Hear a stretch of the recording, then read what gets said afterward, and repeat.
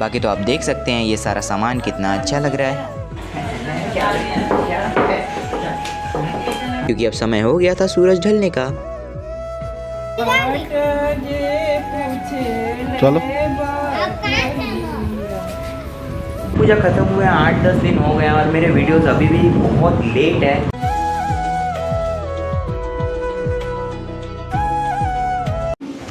Hey boys and girls, Nek is here for your entertainment. और आज है डे 3 ऑफ छठ पूजा, जिसमें सुबह सुबह मेरे मामा और मामी जाकर प्रसाद का सारा सामान ले आते हैं। जैसा कि आप देख सकते हैं ये सारा सामान मेरे मामा मामी लेके आए हैं सुबह।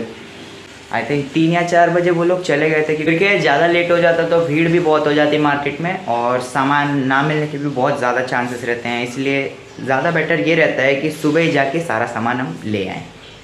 यहाँ अभी मामी प्रसाद का जितना भी फल का सामान है वो धो रही है, क्योंकि पूजा से पहले सारी चीज़ें साफ़ सुथरी होनी चाहिए। जिसके बाद मम्मी और मामी दोनों प्रसाद के लिए ठेकुआ बनाने लगते हैं, जिसे कुछ लोग मीठी पूड़ियाँ भी बोलते हैं, जो कि गुड़ और आटे से बनी होती है। और तो और पूजा में प्रसाद का जो भी सामान होता है वो सब घी में ही बनता है। क्या है तेरे को, बदमाशी करती रहती है खाली।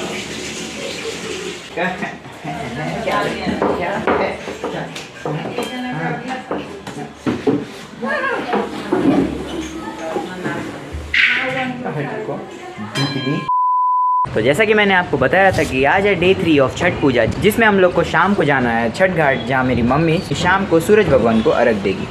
लेकिन उससे भी पहले एक काम है जो कि हमारे घर पे करना है, वो है हमारा जितना भी सुपली और दौरा हमने ख़रीदा था, इसमें सारे प्रसाद का सामान हम लोग को अच्छे से सजा के रखना है, क्योंकि मेरे मामा और मामी आज सुबह ही लेके आ गए थे। तो बस वही सारा सामान हम लोग को उसमें सजा के रखना है, और ये सब देखने के लिए आपको वीडियो में एंड तक बने रहना पड़ेगा। तो अभी कुछ 1-1:30 बज रहे हैं और मम्मी ने यहाँ आटा और हल्दी का मिश्रण बनाया था, और इसे अर्घ देने के टाइम पर भी यूज़ किया जाता है।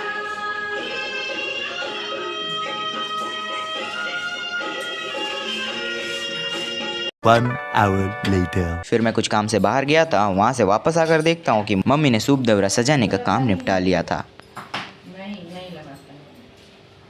और मम्मी की हेल्प कराने के लिए उनकी कुछ दोस्त भी आई हुई थी। बाकी तो आप देख सकते हैं ये सारा सामान कितना अच्छा लग रहा है।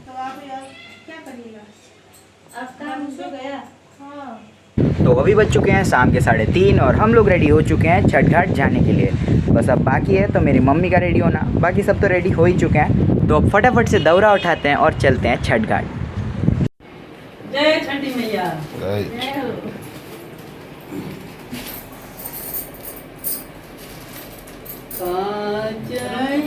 धीरे धीरे आओ।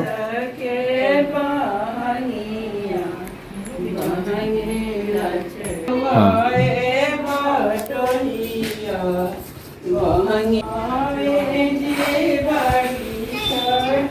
आने दो। चलो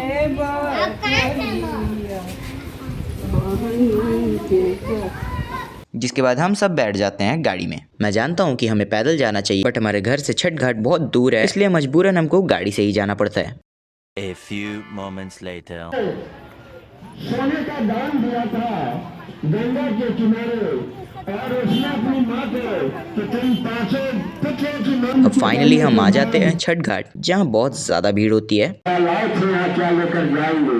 हाँ, सिकंदर वक्त ने कहा था कि मैं। और इधर सारे व्रती लोग घाट में खड़े होकर सूरज ढलने का इंतजार कर रहे होते हैं, ताकि वो पूजा कर सकें। बाकी तो मम्मी अभी सारा पूजा का सामान अच्छे से अपनी जगह पर रख रही हैं।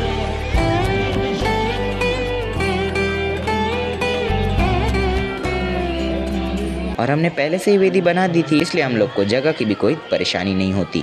और वैसे भी इन सब मामलों में कोई परेशान भी नहीं करता, क्योंकि सबको ही पूजा करनी है। थोड़ी देर बाद मेरी मम्मी भी घाट में आ जाती है पूजा करने, क्योंकि अब समय हो गया था सूरज ढलने का। फिर मम्मी सूरज देवता को अर्घ देती है।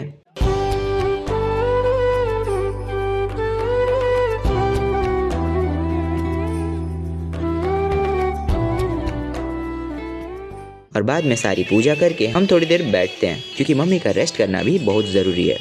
अब आप ही सोचो, सुबह से बिना कुछ खाए पिए सब काम करना और फिर इतनी देर पानी में खड़े रहकर पूजा करना बहुत हिम्मत का काम है। बाकी तो मैं जानता हूँ छठ पूजा खत्म हुए 8-10 दिन हो गए और मेरे वीडियोस अभी भी बहुत लेट है। अब क्या करूँगा, बहुत सारे अलग अलग काम होते हैं, स्कूल का भी टेंशन है, अलग पढ़ाई का टेंशन, फिर अभी थोड़ी देर पहले मेरे को पैर में चोट लग गई थी, वो अलग ही एक कहानी है।